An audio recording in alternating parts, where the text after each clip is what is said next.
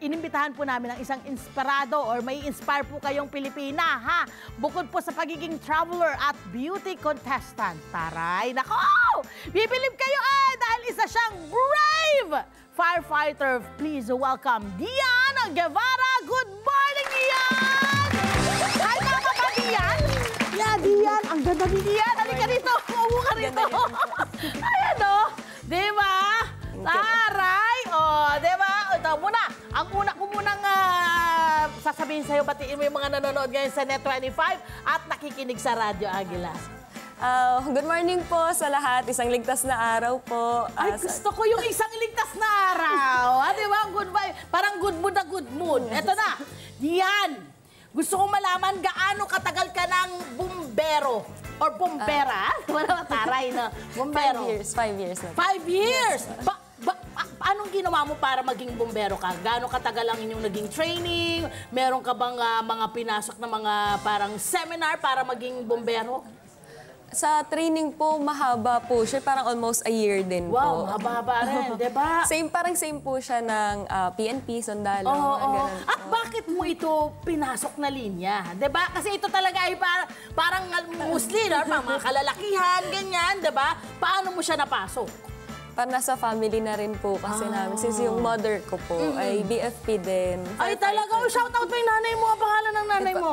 Shout out po SFO for Fatima Guevara. At sa tatay mo, isama mo na, baka magtampaw. Ano pangalan? Kay daddy po, Jennifer Guevara. Yan! At syempre, nung bata ka ba, nakitaan mo na. Kasi sabi mo, yung nanay mo, nakikita mo, bumbero eh. Nakitaan mo na rin yung sarili mo na, gusto ko talagang gayahin yung nanay ko eh.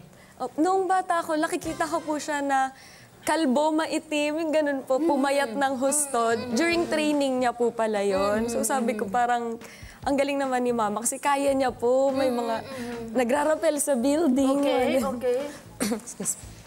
Tapos parang na-inspire po ako na siguro ito na rin yung magiging path ko pag tanda po. Pagtanda mo? Yes po. Yun talaga yan kung paano yung nagsusurround sa'yo, kadalasan ang laki ng impluensya sa'yo. Eto naman, di ba? Kasi gusto nating malaman, sabi nga niya, nagtitraining yung nanay niya noon, nangayaya, talagang yung skin, di ba, nag-dark, di ba? Hindi ka kinabahan na parang gusto ko ba talaga yan? Or diba? Kasi parang nagsabi pa sa'yo ang nanay mo na mahirap siyang pasukin. At bakit, ano pa yung pinakagusto mo sa pagiging bumbero? Sinabi po niya yun na mahirap, pero parang instead na kabahan, lalo po akong na-excite. Iba ka rin. Okay. Na-excite po ako kasi parang may mabago po akong matututunan dito. And yun po talaga yung nagustuhan ko din sa trabaho namin. Kahit po 20 years ka na, 5 years, or pa-retire na, lagi pong may bagong natututunan. So, tuloy-tuloy. Okay. Yes. Ano ang most memorable experience mo bilang isang bumbero? Siguro po sa 5 years ko, yung training talaga po. Kasi, training. Tapos I'm sure yung bonding ninyo, no, ng mga nakasama mo. Eto na, hindi lang po dito siya sumasabak sa pag-apula ng mga apoy, ha? Sumasabak din po siya sa pagandahan. Beauty contest. Ano mo naman ito napasok? Parang mas lalo nga po kung walang idea, parang ganun po. Kung paano ako napunta sa linyang to. Ganun lang din. Ay, ito yung mas lalong hindi mo alam paano ka napasok. Paano nga? Siguro sa rin po, parang pag na-orderan, ikaw po sabi, na-orderan, sasali ka sa pageant, ganyan, ganun po. Kahit nung high school po, ganun din, sasabihin ng kaklase. Nag-enjoy ka rin naman bilang isang beauty contestant. At ano yung natututunan mo bilang isang beauty contestant?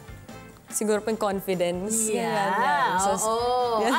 At eto na, ang isa pa, balik tayo dyan sa yung, dyan sa yung pagiging bumbero, di ba? Siyempre, may mga comment ka bang nakukuha na, naku, hindi bagay sa kasarian mo.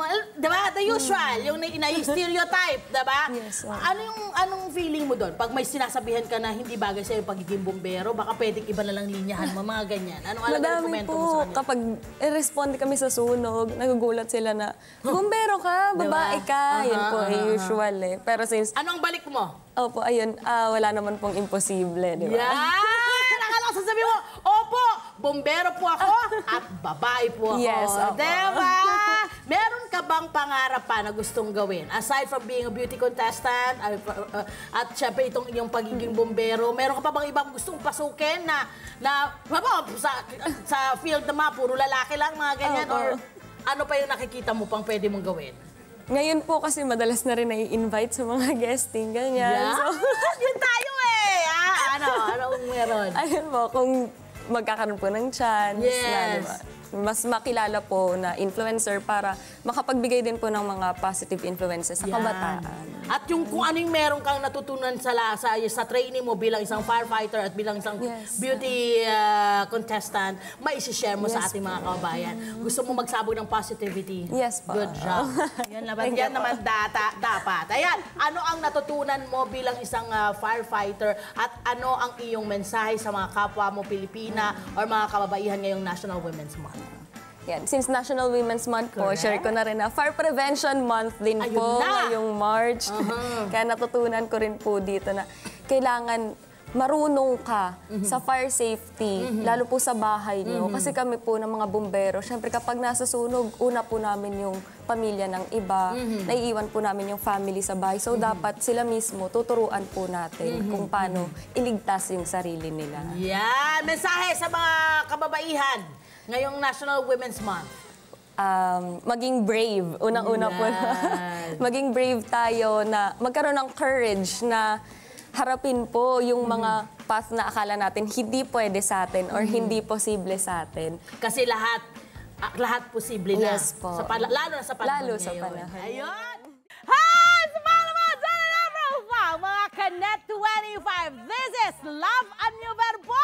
For more love, Tunipet, and Arafang updates, just click the subscribe button and follow us on our Net25 social media pages at Net25 TV and Net25 Entertainment Facebook. See ya. I love ya.